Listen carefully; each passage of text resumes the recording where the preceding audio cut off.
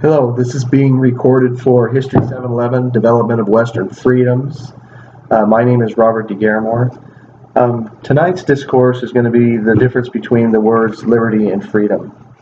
I've always used the words interchangeably. I didn't really think that it was that big of a deal, but I have been enlightened in the last couple of weeks over the readings, and so that should be the reason of tonight's discussion.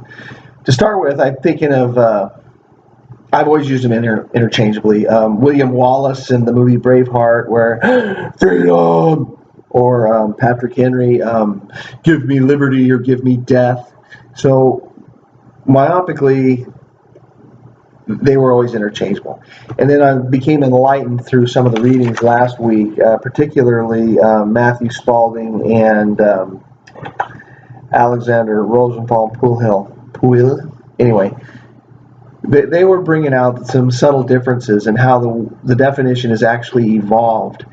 And then we combine that with the ideologies that, with this evolutionary process, and then the word freedom of speech, freedom of liberty, freedom of religion, and how they've morphed the definition through the ages from the Greeks. And so I was kind of looking at that perspective, and then I was like looking how it's attached to so that it's an external idea brought with internal emotions, and then you look at like an emotional definition, and then you look at an external definition, and then you look at Webster definition, and definitely you're having different perspectives of the use of the word. And I think Daniel Hannan also points out the fact that it is definitely an evolving word from the Greek terminologies up to the Anglosphere technology, the environs of the Anglosphere. You're definitely seeing a split of the actual definition of the words. So obviously they're not interchangeable is the premise here. And then her name is Moriah Walsh in her perspectives, and she happened to mention a guy by the name of Isaiah Berlin, who's bringing in negative connotations to the word freedom.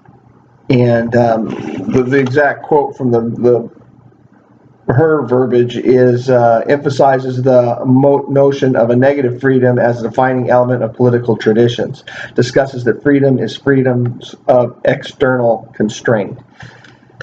And then I'm like, okay, negative. And then I'm starting to think, well, and I'm going to age myself here, but then I was thinking of Chris Christopherson and his definitions is freedom's just another word for nothing left to lose. And I was saying, so that's like a negative connotation according to where, the premise in all of our other studies where it's like it's a positive, it's an enlightenment feeling of, loosening the bonds of tyranny.